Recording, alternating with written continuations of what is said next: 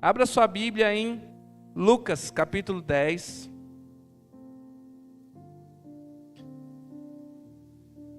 Jesus diz: nada vos causará dano, amém? Glória a Deus. Vou perguntar de novo aqui, já foi perguntado, você está feliz? Amém? O que te deixa alegre? Deixa eu perguntar para as mulheres, o que te deixa alegre? Bolsa nova, casa limpa, o que mais? Sapato novo, shopping. E os homens, o que te deixa feliz? Ficar sozinho, silêncio, churrasco. Glória a Deus. É isso aí. Então quero ler um texto aqui, vamos ler primeiro. Nós vamos ler Lucas capítulo 10, é Jesus. Vamos falar um pouquinho de Jesus aqui, um ensinamento importante, que serve para nós hoje. Mas Jesus, ele já caminhava com alguns discípulos, ele já gerou uma equipe, ele levantou os seus 12 ali, embora tenham 3 mais próximos, ele levanta 12, ele envia os 12 para evangelizar, são usados, eles voltam. E aqui Jesus, então, no capítulo 10, ele vai enviar 70 discípulos dele para várias cidades, para pregar o evangelho, e lá eles têm experiências incríveis, eles são usados, e eles regressam, eles voltam depois de um tempo, e aqui eles vão dar um relatório, eles vão encontrar Jesus depois dessa missão que eles voltam, e eles têm um encontro com Jesus aqui, e o que eles vão dizer, tá bom? Versículo 17 do capítulo 10 do Evangelho de Lucas. Então regressaram 70, possuídos de alegria, dizendo: Senhor, os próprios demônios se nos submetem pelo teu nome. Mas ele lhes disse: eu vi a Satanás caindo do céu como um relâmpago. Eis aí, vos dei autoridade para pisar de serpentes e escorpiões e sobre todo o poder do inimigo, e nada, absolutamente, vos causará dano. Não obstante, alegrai-vos, não porque os espíritos se vos submetem, e sim porque o vosso nome está escrito, algumas traduções vai estar assim nos céus, outros no livro da vida. Versículo 21. Naquela hora, exultou Jesus no Espírito Santo e exclamou: graças te dou, ó Pai, Senhor do céu e da terra, porque ocultaste estas coisas aos sábios. E agora estou achando estranho, porque a minha Bíblia, o Guilherme falou que ela está meio dilacerada, soltando as folhas. E aqui exatamente Lucas 10, está solta a folha. Para não ficar feio, eu peguei outra Bíblia. Só que a versão aqui, vamos nessa aqui melhor. Nós vamos ler até nós estamos no 21, nós vamos até o 24. Naquela hora, Jesus, exultando no Espírito Santo, disse: eu te louvo, Pai, Senhor do céu e da terra, porque escondeste essas coisas dos sábios e cultos e as revelaste aos simples. Sim, Pai, pois assim foi do teu agrado. Todas as coisas me foram entregues por meu Pai. Ninguém conhece o Filho a não ser o Pai, e ninguém conhece o Pai a não ser o Filho, e aqueles a quem o Filho o quiser revelar. Então ele se voltou para os seus discípulos e lhes disse em particular: bem-aventurados os olhos que veem o que vocês veem. E 24, pois eu lhes digo que muitos profetas e reis desejaram ver o que vocês estão vendo, mas não viram, e ouvir o que vocês estão ouvindo, mas não ouviram.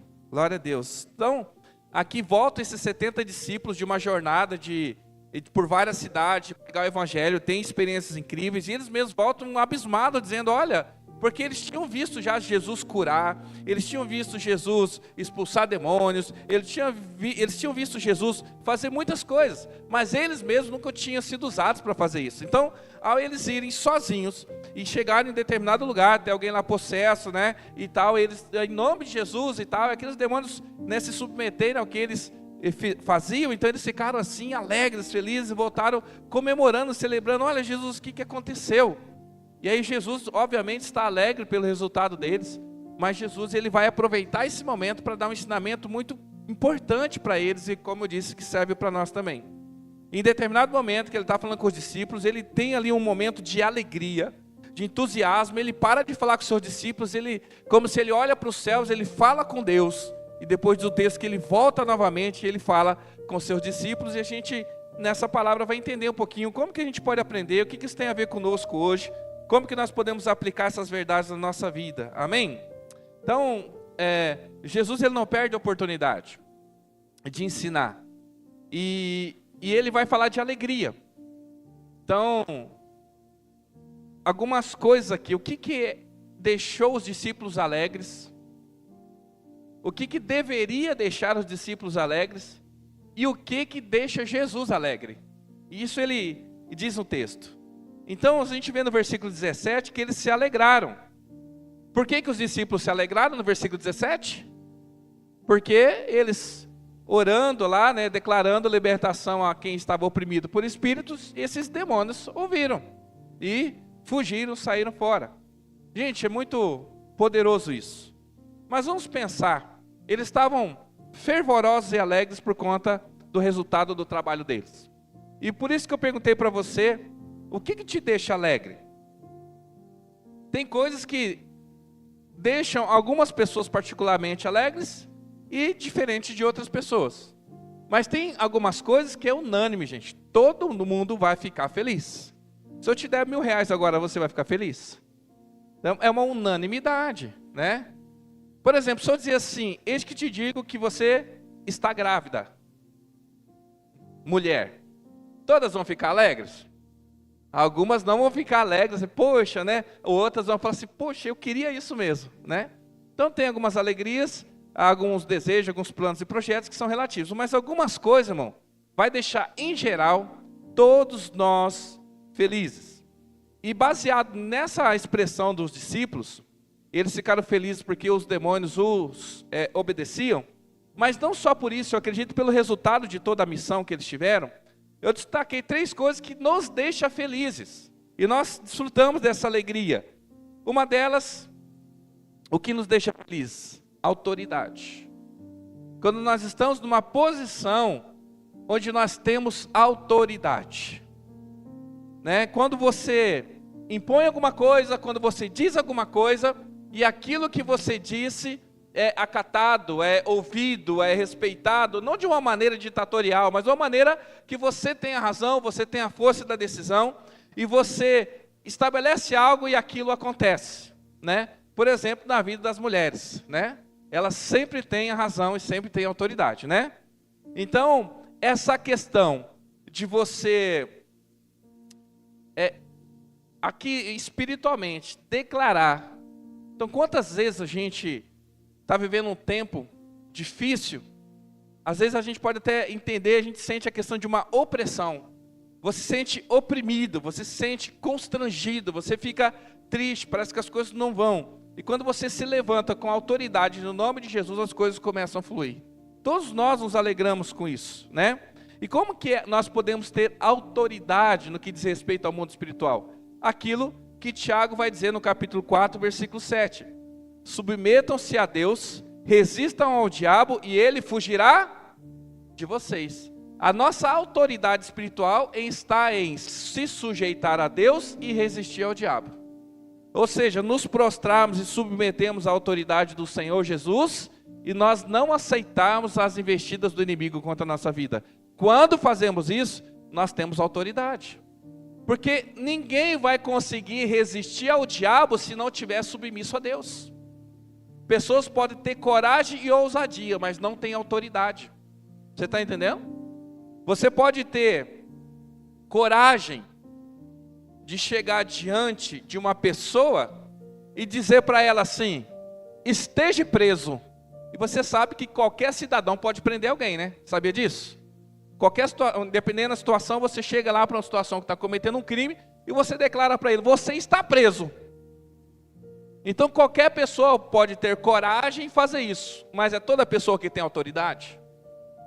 É diferente de um policial fardado, armado, chegar para uma pessoa e falar, você está preso. Então espiritualmente não basta só a gente resistir, a gente tem que estar submisso a Deus. Então a autoridade nos deixa feliz. Outra coisa que nos deixa feliz, bons resultados. Nós nos alegramos com os bons resultados? Quando você tem um mês produtivo, quando você lucra bem, quando os seus filhos estão indo bem, quando você tira boas notas, quando a igreja está prosperando, está desenvolvendo, né, e tal. Os bons resultados, irmãos, nos alegram. E tem uma frase que eu acho interessante, que diz assim, que o plantio é uma opção, a colheita é inevitável. Você já viu isso? A Bíblia ensina que aquilo que a gente planta, a gente vai colher. Mas às vezes a gente não planta. Quem não planta não vai colher? Vai colher também. O plantio é opcional, mas a colheita é inevitável. Então, por exemplo, Provérbios, a palavra vai ensinar assim, ó, vai ter com a formiga, ó, preguiçoso, não é isso? Então, se eu não planto, se eu não trabalho, se eu não planejo meu futuro, se eu não invisto, se eu não estou pensando no que vai ser lá na frente, quando já chegar no final da minha vida, eu vou colher o quê? Eu não vou ter resultado. Talvez eu não vou ter ali um retorno, eu não vou conseguir aposentar, não vou ter um pé de meia, não vou ter o suporte, né? Eu vou depender de quem? Do governo? Então, o plantio é uma opção, mas a colheita, ela é certa. Mas todos nós nos alegramos com o fruto do nosso trabalho, amém? E se alegre mesmo, celebre mesmo. Tanto que Deus, ele orienta o povo no Antigo Testamento a celebrar. Tem uma festa que chama Festa da Colheita. Então você tem que celebrar sim, querido. Quando você recebe o seu salário, você aproveita que a geladeira está cheia, você fez a compra, você compra uma pizza e celebra com a tua casa, com a tua família, leva a esposa para jantar, dá um presente para o filho, né? Pelo menos agora daqui até o dia 15, depois a coisa fica mais estreita, né? Mas celebre as vitórias, celebre as alegrias, celebre uma nota boa que seu filho tirou na escola, celebre qualquer coisa, mesmo que seja simples, mas não deixe de celebrar os bons resultados que Deus permite a gente alcançar, amém? Isso também nos alegra. E tem uma outra coisa, baseado nesse contexto, que os discípulos se alegraram com a autoridade que eles tinham, eles se alegraram com os resultados que eles tiveram nessa viagem missionária, mas também todos nós nos alegramos em vencer. Você se alegra ou não se alegra com a vitória? Quando o seu time ganha, você se alegra ou não se alegra? Então, nós tenho certeza, ninguém gosta de perder. Ninguém gosta de perder. Seja no esporte, seja na vida. Ninguém gosta de perder. E com Deus, né, como diz Paulo lá em Romanos 8:37, todas essas coisas somos mais que vencedores por meio daquele que nos amou. Então eu tenho certeza que essas coisas que eu citei te deixam feliz. Só que essas três coisas, autoridade, bom resultado e vitória, não é algo constante na nossa vida. Não é todo dia que a gente tem a nossa autoridade, que a gente é autoridade em alguma situação. Não é todo dia que a gente tem bom resultado. E não é todo dia que a gente vence. Então essas alegrias, elas são condicionadas às coisas que acontecem na nossa vida. Então se a nossa vida, a nossa alegria está condicionada a resultados, então nós vamos ter dias que nós vamos estar muito felizes, tem dia que nós vamos estar tristes. E nós vivemos num período de uma geração que toda a felicidade e a alegria dessa geração, está nos resultados. Em que sentido? Se eu sou aceito, se eu sou reconhecido, se eu sou bonito, se eu tenho dinheiro, se eu estou me relacionando, ou seja, se eu se enquadro na vida, autoridade, resultado e vitória, eu estou feliz. Mas e quando você não tem isso? A gente está triste. Então, quem vive dessa maneira está condicionando a sua alegria, a sua felicidade em coisas voláteis. E não há problema nenhum, gente, se alegrar com essas coisas que eu citei aqui. Nós temos acesso, temos direito. O problema é condicionar toda a nossa vida e toda a nossa felicidade nessas coisas. Às vezes nós nos tornamos tão aficionados em ter sucesso, ter resultado, ter dinheiro, que às vezes a gente guarda dinheiro, passa dificuldade com o dinheiro na conta. A gente perde a oportunidade de celebrar momentos de alegria com pessoas que a gente ama, com o dinheiro guardado, porque a gente não quer abrir mão daquilo lá, porque a nossa felicidade está no dinheiro. Eu não sei de você, mas eu, quando tenho um na conta, de vez em quando eu abro o aplicativo só para ver se está lá ainda. Já aconteceu isso? De você ficar contemplando aquele valor que você recebeu? Você recebeu o salário 13º, PLR e tal, com bonificação, alguma coisa, recebeu uma herança, daqui a pouco lá está na conta. Aí, de vez em quando você vai lá só para ver. É igual o homem. O homem, quando compra carro, ele sai de noite na frente da casa, acende a luz só para ficar olhando o carro que está lá. Né? E fica lá olhando, ele vai lá, passa o negócio, né? Fica ali, não tem problema, não é pecado nada disso, mas se o nosso coração estiver nisso, nós com certeza vamos nos frustrar, amém? Porque ninguém vai ser alegre o tempo todo se o seu coração estiver apenas nessa terra. E Jesus, ele ensina lá em Lucas 12:34, onde estiver o vosso coração, o vosso tesouro, ali estará também o seu. Então o que Jesus ele vai ensinar, ele não está desmerecendo a alegria deles, é legítima. Pô, os caras foram usados poderosamente ali, e os demônios obedeciam ao que eles diziam, falava sai, e o demônio saía. Mas Jesus ele vai ensinar algo, que é algo mais importante. Só que, primeira coisa que Jesus ele diz, ele fala assim, versículo 18 e 19, volta lá no texto, por gentileza, vamos ler nessa versão aqui, Lucas 10:18. Ele vai dizer assim, Jesus, eu vi Satanás caindo do céu como relâmpago. Dei a vocês autoridade para pisarem sobre cobras e escorpiões e sobre todo o poder do inimigo. Nada lhes causará dano. Poderoso. Se os discípulos estavam admirados porque os demônios que estavam possuindo aquelas pessoas saíam, Jesus falava assim, eu vi Satanás cair do céu. E não só ele viu, ele participou. Sabe o que ele fez? Como se ele fizesse, ó. E para entender o poder de Jesus no que diz respeito ao inimigo, Apocalipse vai dizer no final de todas as coisas, que ele vai destruir Satanás com o sopro da sua boca. Você sabe naquela batalha que às vezes se coloca em oração, jejum, levanta intercessores, e faz voto, e faz não sei o que tem para vencer as intenções do maligno? Jesus vai fazer só assim, ó. Acabou. Porque Satanás é um cachorro na coleira de Deus. E Jesus ele vai falar assim, não se impressione com esse poder que eu dei a vocês. Eu lhes dei o quê? Autoridade.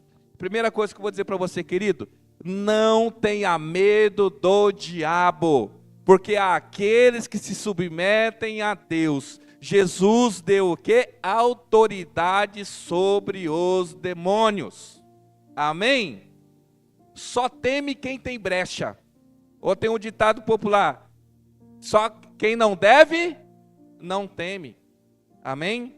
Então Jesus ele vai confirmar ali, porque ele é todo poderoso.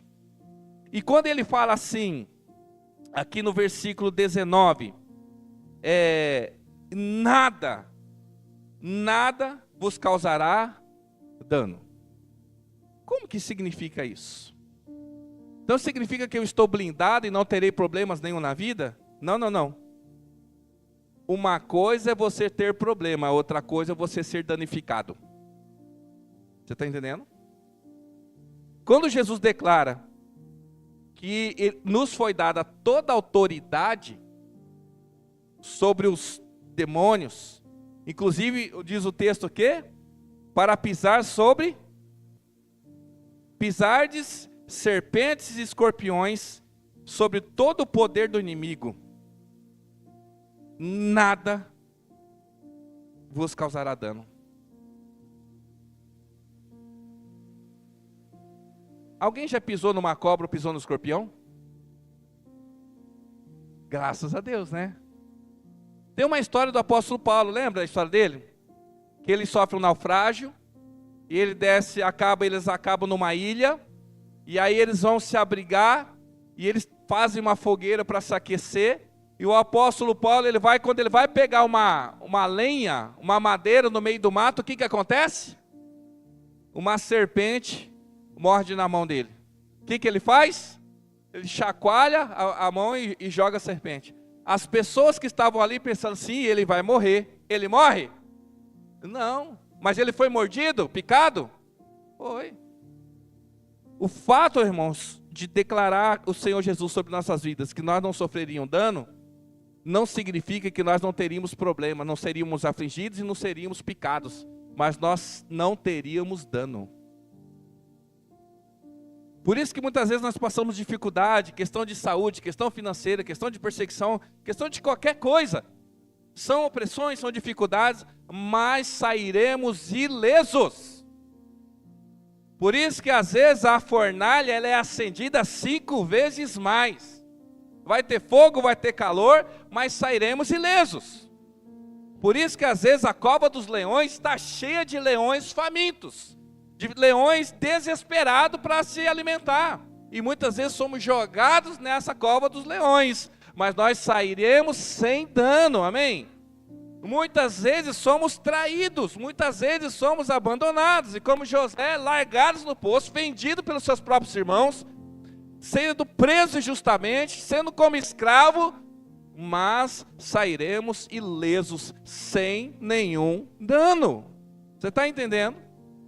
Porque nem o inimigo e nem a morte têm poder e autoridade sobre nossas vidas. Então Jesus está dizendo, olha, isso não deve te impressionar, e a tua alegria não precisa estar nessas coisas, mas eu vou dizer para você, o que realmente importa, versículo 20, coloca aqui para a gente ler junto, versículo 20, e aí então agora, Jesus vai dizer o que deveria deixar eles alegres. Contudo, alegrem-se não porque os espíritos se submetem a vocês, mas porque o nome de cada um de vocês está escrito nos céus, aleluia. Nós cantamos isso aqui, foi lido aqui, de que havia um livro, né, com selos, né, e a Bíblia vai falar de vários livros, mas existe um livro que chama o livro da vida, que nele estão escritos os nomes daqueles que serão salvos. Então a minha preocupação, minha alegria, pode ser o resultado, a minha alegria pode ser o sucesso que eu estou tendo na minha vida profissional, a minha alegria pode ser uma família linda que eu estou construindo, a minha alegria pode ser um ministério, pode ser igreja, pode ser isso é bênção, mas não se baseie só nisso, porque diz assim que a alegria tem que estar em saber que o teu nome está escrito no livro da vida. Imagina, irmão, a agonia de alguém que está no corredor da morte. Você já ouviu falar do corredor da morte? Alguns países existe prisão perpétua e em alguns países existe pena de morte. Recentemente foi executado, eu não lembro qual o país aí, um brasileiro, que ficou famoso na época em que foi preso traficando droga dentro de uma prancha de surf. Quem já ouviu essa história? É um pouco antiga. E não teve governo brasileiro que tirasse o cara de lá. Ele cumpriu a pena, foi condenado à morte e foi morto. Agora imagina alguém que vive no corredor da morte. Imagina alguém que está ali, querido, preso numa penitenciária, e ali com certeza ele faz amigos, com certeza ele tem dias de refeição, ele tem dia de visita, mas ele sabe que ele vai ser executado. E existe uma oportunidade para quem vai para a cadeira elétrica, por exemplo, quem vai ser executado, pelo menos nos filmes, eu não sei se é assim na vida real, que você tem direito a escolher a sua última refeição. Pensa, se fosse a sua última refeição, gente, o que você ia escolher? Já pensou nisso? Se fosse você, o que você ia pedir? Churrasco. Não, eu quero trufas negras. Eu quero sushi, sashimi. Entendeu? Mas você ia comer sabendo que é a tua última refeição, e você ia degustar por um momento, mas na sequência teria a sua morte. Assim vivem aqueles que não conhecem a Jesus e não têm a convicção de que o seu nome está escrito no livro da vida. Vivem a cada momento como se fosse o último, sem convicção de onde eles estão indo. Pessoas que vivem intensamente uma busca de prazeres, uma busca de resultado, uma busca disso, porque tudo que ele tem é esta vida. Ele não tem esperança de eternidade. E Jesus está dizendo assim, não se alegre com as coisas dessa terra, mas se alegre com a convicção e a certeza de que o teu nome está escrito no livro da vida. Se alegre com a vida eterna. Porque se eu e você, irmãos, em alguns momentos vamos sentarmos e olharmos para dentro de nós, olhar ao nosso redor, às vezes a gente vai ficar desesperado. Essa semana, na sexta-feira, fui deixar a Alice na escola. Quando eu passo aqui nessa pontezinha aqui, né, da Bandeirantes aqui, tinha uma jovem. Me parece uma adolescente, assim, olhando a rodovia, passando e ali debruçada. E eu achei meio estranho que ela olhava para lá, olhava para cá e debruçada. E quando eu deixei a Alice voltando, essa mesma jovem já estava encostada assim, tinha um casal, tipo, tentando estender a mão para ela. E aí a intenção parecia que ela estava querendo se jogar. E aquele casal, não sei se eram os pais dela, desesperado, tentando entregar a mão, e ela toda apreensiva, encostada na mureta. O que faz uma jovem pensar em tirar a sua própria vida? Ou alguém, o marido, pensar em largar tudo e a família ir embora, ou a mulher pensar em divórcio ou qualquer coisa assim? É a falta de convicção de que Deus tem algo melhor reservado para nós, que existe algo eterno preparado para nós. Então, Jesus ele fala assim, vocês devem se alegrar nessas coisas. E se alegrem em ter o seu nome escrito no livro da vida. Mas como é que eu vou saber? Como é que eu faço para saber se meu nome vai estar escrito no livro da vida? Entregue sua vida para Jesus. O apóstolo Paulo, em determinado momento, ele fala assim, dá uma saudação para fulano e ciclano, cujos nomes estão escritos no livro da vida. Como é que o apóstolo Paulo sabe do nome de alguém escrito no livro da vida? Creio eu, suponho eu, que ele, conhecendo a vida daquelas pessoas, ele sabia que eles eram salvos. Pela conduta, pelo testemunho, pela postura. De pessoas, irmãos, que mesmo em momentos de dificuldade, glorifica a Deus. Mesmo quando não tem autoridade, às vezes elas vão ser servos. Mesmo quando elas não têm bons resultados, elas estão falidas. Mesmo quando ela ali não vence, ela perdeu. Perdeu para uma enfermidade, perdeu para um ente querido, para a morte, perdeu porque a vida delas não é como ela tinha planejado, mas ainda assim elas glorificam a Deus. Então, olhando uma pessoa como essa, eu posso dizer, essa pessoa conhece a Jesus, e o livro dela está escrito, o nome dela está escrito no livro da vida. É quando nós aprendemos que a nossa vida, ela vai além dessa terra. E como que eu posso conquistar, vamos assim dizer, sendo que não é pelo nosso mérito, é Jesus que faz isso para nós, mas como que eu posso ter essa convicção? Vencendo, lutando. Olha o que diz Apocalipse 3:5. Apocalipse 3:5. Olha que revelação linda. O que vencer será vestido de vestes brancas, e de maneira nenhuma riscarei seu nome do livro da vida, e confessarei o seu nome diante de meu Pai e diante dos seus anjos. Quem são esses que Jesus diz que não vai riscar o seu nome do livro da vida? Quem são? Os que vencerem. Os que vencerem. Mas vencer o quê? Aqueles que resistem à tentação, aqueles que fogem da aparência do mal, aqueles que não se prostram aos deuses dessa terra, mas aqueles que permanecem fiel até o fim. E observe o seguinte, que há a possibilidade de nomes serem riscados. É ou não é? Ele diz assim, de maneira alguma riscarei o seu nome do livro da vida. Não vai riscar o nome de quem? Daqueles que vencem, mas aqueles que não vencem. Dá-se a entender que esse nome pode ser riscado. Então quero dizer para você, continue perseverando, continue lutando, continue insistindo, continue vencendo, amém? Não ceda à tentação, não ceda ao pecado. Pecou, aí nós vamos entrar aqui no novo processo. Qual é a outra forma? Olha só Êxodo 32. Êxodo 32, 32. Olha a oração de Moisés. Olha que poderoso isso. Êxodo 32, versículo 32. Agora, pois, perdoa o seu pecado. Se não, risca-me, peço-te do teu livro que tens escrito. Então disse o Senhor a Moisés: aquele que pecar contra mim, a este riscarei do meu livro. Gente, primeiro aqui a situação, Moisés está intercedendo pelo povo.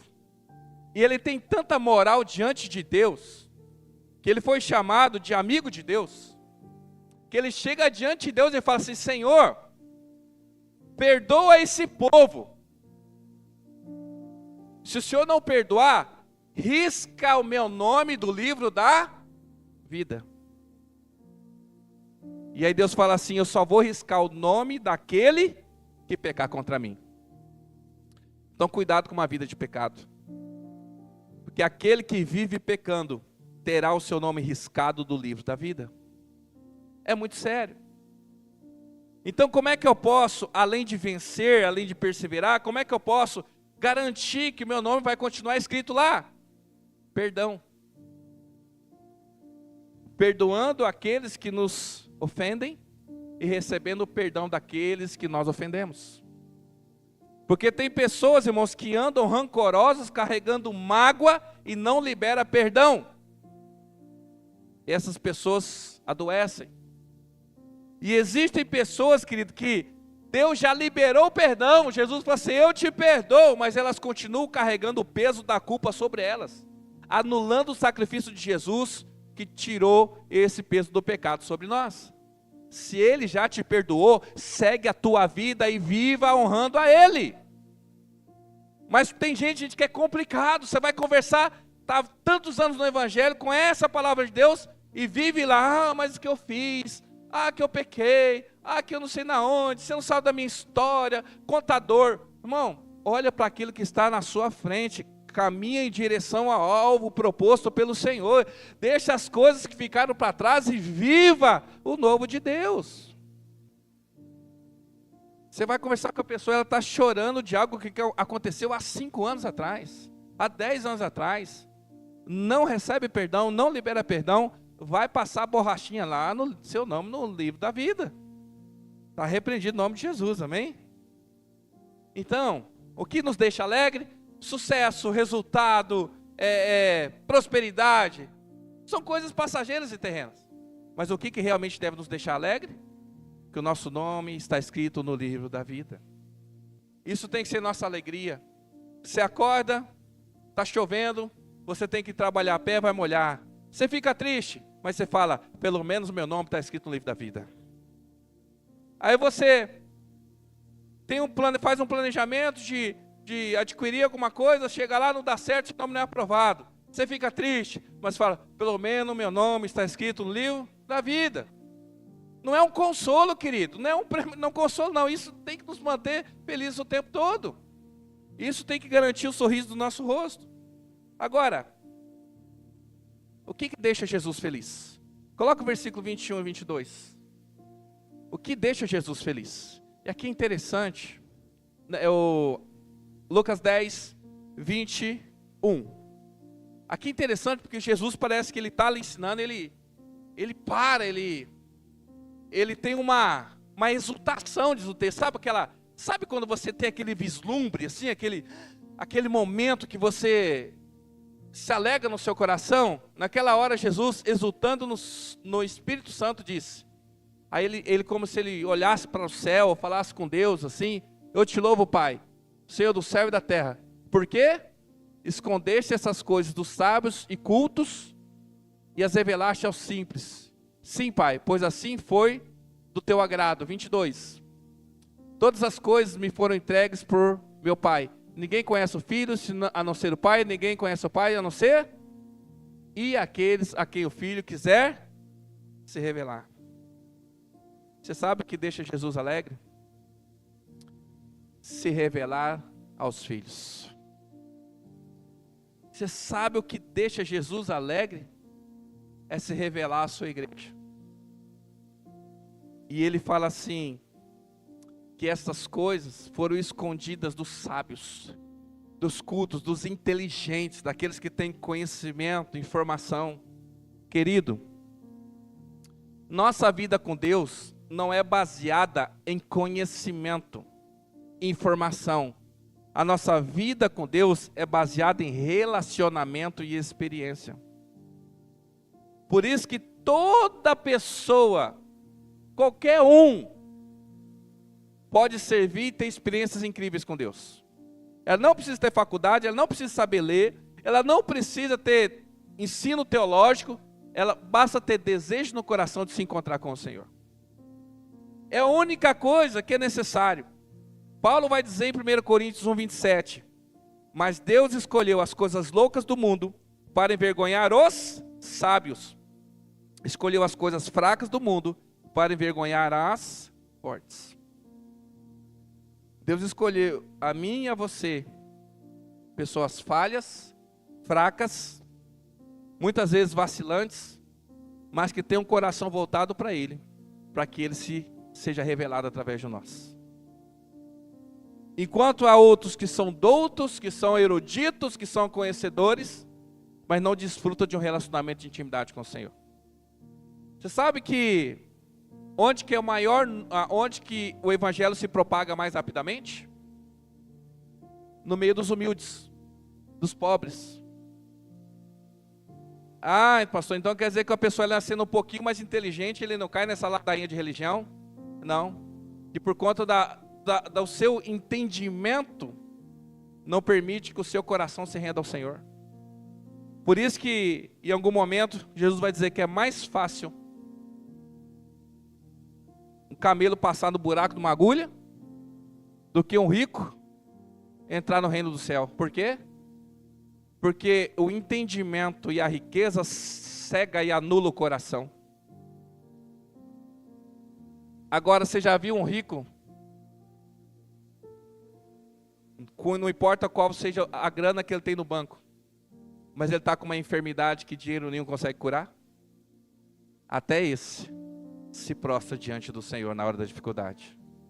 Lembra daquele homem, aquele general que procurou o profeta porque estava leproso? Lembra do Naamã, que ouviu o conselho de uma funcionária dele? Um homem cheio de arrogância, que ele vai até o profeta, é o maior profeta da época, e o profeta nem o recebe. Fala, manda, vai tomar banho no rio. E ele fala, mas não tem rio melhor do que esse lá? E eu tenho que mergulhar nessa água suja? E a empregada fala, que custa, você já está aqui? Ele já estava leproso. E aí ele vai e se humilha, e ali ele é curado. Muitos de nós não recebemos por conta da nossa arrogância, do nosso orgulho, de reconhecer que Ele é o Senhor de toda a terra. Jesus, Ele se alegra, assim, exulta no seu espírito, porque Deus o escondeu do sábio e o revelou aos humildes, aos simples. Deus se esconde dos arrogantes, orgulhosos e altivos. Tudo que lhes resta é a informação, mas lhe falta a revelação. Eu tenho pena de quem tem informação, mas não tem revelação. Eu tenho pena, irmão, de quem sabe tudo sobre, mas não conhece intimamente. Que aquele que fala, que você vai conversar, às vezes você vai conversar com pessoas, conhece a Bíblia, fala da Bíblia, e está vivendo uma vida miserável diante do Senhor. Que tudo que ela tem que se orgulhar é do seu sucesso que a traça vai comer nessa terra. É ou não é verdade?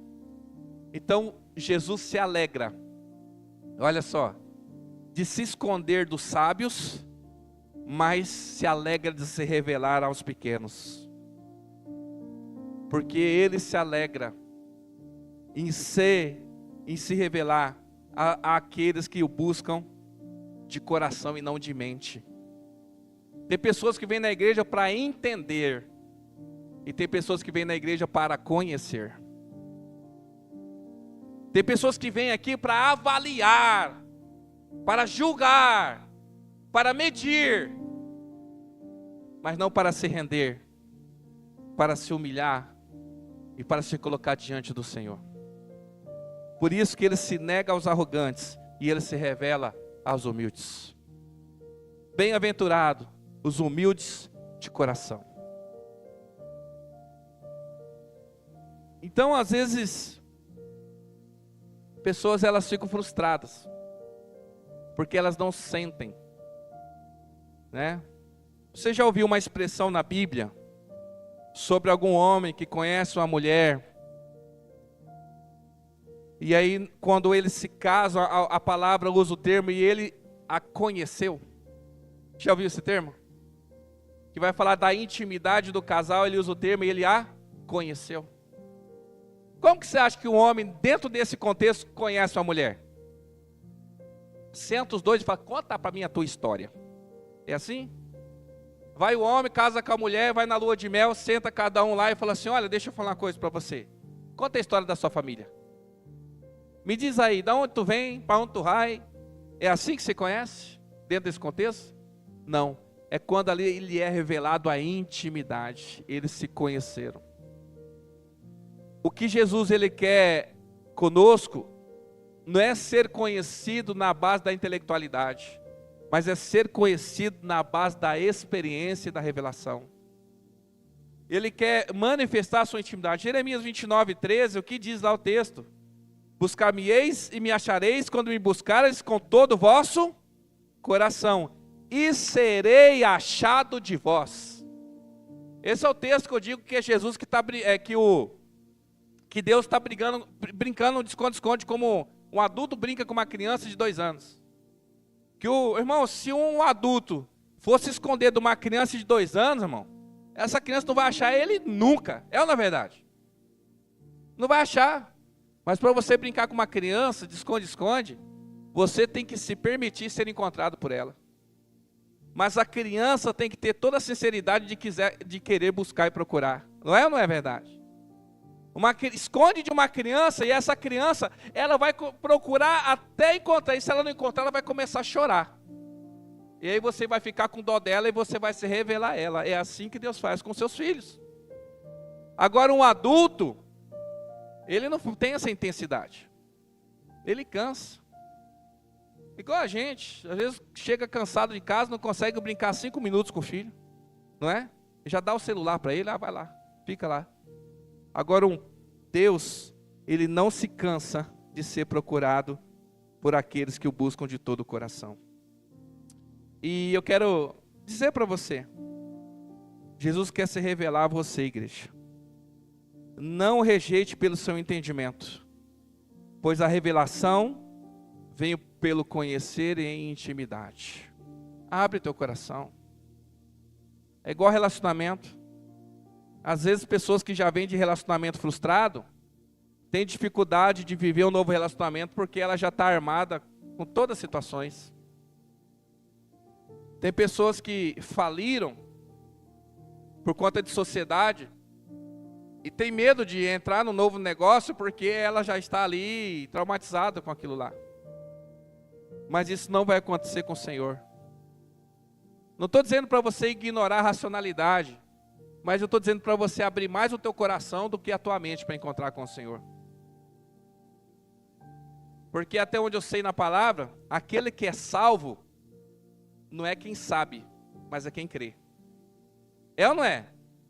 Quem sabe, será salvo. É isso que diz o texto? Aquele que conhece, será salvo. Não, o que diz lá? Aquele que crê. O que basta para eu ter a convicção de que o meu nome está escrito no livro da vida? Crer. E me submeter à vontade do Senhor. E aí ainda vai falar que isso é um privilégio, nos versículos 23 e 24, para a gente concluir. Jesus vai dizer algo impressionante aqui para os discípulos. Porque se a gente acha que os profetas do Antigo Testamento foram grandes, olha o que ele vai dizer. Então ele se voltou, agora ele estava falando com Deus. Deus, como eu me alegro dos soberbos, dos grandes, dos sábios não me encontrarem, e como eu me alegro dos pequeninos terem revelação de quem eu sou. Aí ele volta para ali os seus discípulos, e ele fala assim, bem-aventurado os olhos que veem. Sabe o que significa bem-aventurado? Mais que felizes. Então, alegres por conta das conquistas nessa terra, mas nós devemos nos alegrar pela conquista no céu. Jesus se alegra por se esconder dos altivos e se revelar aos humildes, mas agora diz que é mais do que alegre, mais do que feliz aqueles que o veem. E o versículo 24: pois eu lhes digo que muitos profetas reis desejaram ver o que vocês estão vendo, mas não viram, e ouviram o que vocês estão ouvindo, mas não ouviram. E essa palavra vale para mim e para você. Eu e você não vimos Jesus encarnado, mas quantas vezes já vimos o agir de Jesus na nossa vida? Eu nunca vi Jesus em carne e osso, Jesus encarnado, mas eu já vi muitas vezes Jesus na vida de outras pessoas que deixaram ele trabalhar. Mas nós ouvimos, isso que eu estou te ensinando hoje, Moisés nunca ouviu. Isso que nós estamos lendo, essa palavra, não tinha sido escrita ainda quando Elias era profeta. Então nós estamos recebendo um ensinamento e um conhecimento da palavra que nenhum dos profetas do Antigo Testamento receberam. Se alegrem nisso. Vocês são mais do que felizes por conta disso. Tenham os olhos abertos e os ouvidos abertos para conhecer mais e mais de Deus. Porque quanto mais a gente conhece, menos a gente vai temer. E para concluir, por isso Jesus disse: vocês não sofrerão dano algum. Sabe por quê? Porque quando vocês me conhecerem, e eu me revelar a vocês, os teus olhos e os teus ouvidos contemplaram aquilo que nenhum dos profetas do Antigo Testamento contemplaram, vocês não terão medo. Você lembra de um profeta que tinha a visão aberta? E tinha um moço que não tinha a visão aberta. E o exército cercando a eles todos, e ele com medo. E esse moço falava assim: olha, nós vamos morrer. E aí o profeta só faz uma oração: Senhor, abra os olhos dele.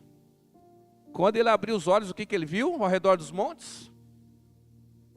Um exército celestial. Ele disse: maior são os que estão conosco do que os que estão com eles. Só quer abrir os teus olhos e os teus ouvidos nessa noite. Em uma situação parecida, o profeta declara que haveria chuva, provisão do Senhor, tempo de seca. E ele fala para o moço: vai lá e vê. O moço viu alguma coisa? Estou vendo nada. Vai de novo. Estou vendo nada. Vai de novo. Opa, estou vendo algo. É uma nuvem do tamanho da mão de um homem. Deus, Ele quer abrir os teus olhos para você ver o que ninguém está vendo. E quanto mais nós o conhecemos, mais Ele se revela a nós. E quanto mais Ele se revela a nós, menos eu tenho medo. Não tenho medo da morte, não tenho medo da falência, não tenho medo de nada disso. Por quê? Porque a minha alegria está no Senhor e em saber que o meu nome está escrito no livro da vida. A minha alegria está na salvação. A nossa luta não é contra o diabo. Nossa luta é contra uma mentalidade de escravo. Porque conhecereis a verdade, e a verdade vos libertará. Enquanto a gente tiver mentalidade de escravo, o diabo vai dominar sobre nós. E não é o quanto nós conhecemos de Jesus, é o quanto Ele se revela a nós. Por isso que eu digo para você, equilibra a tua vida entre conhecer a palavra e orar a Ele. Chorar diante dEle, ter experiência diante dEle. Está no culto?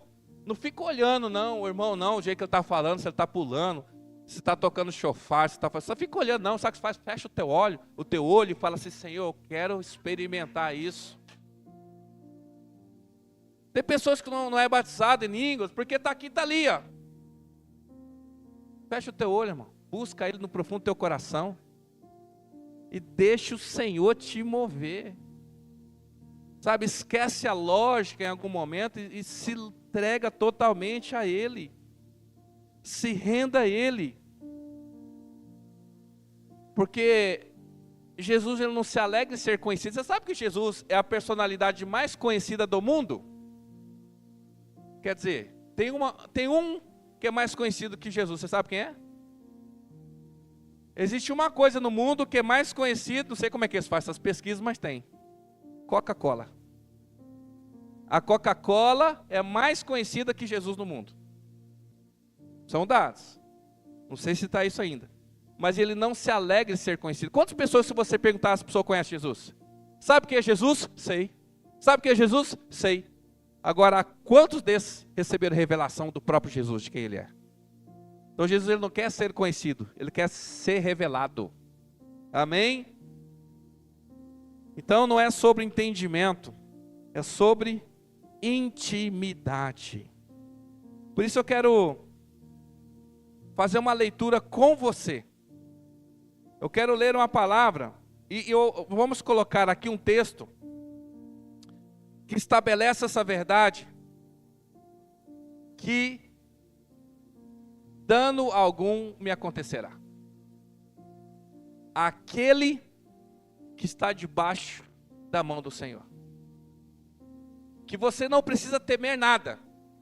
Apesar da gente ter que passar por muitas dificuldades, da gente ser assolado todos os dias, de você ter que chorar muitas vezes, mas você não vai sofrer dano, sabe por quê? Porque o teu nome está escrito no livro da vida. Se você não tem certeza disso, hoje é uma oportunidade de você entregar a tua vida para Jesus e falar: Senhor, eu creio que o Senhor é o meu Salvador. Senhor, eu me arrependo dos meus pecados. Escreve meu nome no livro da vida.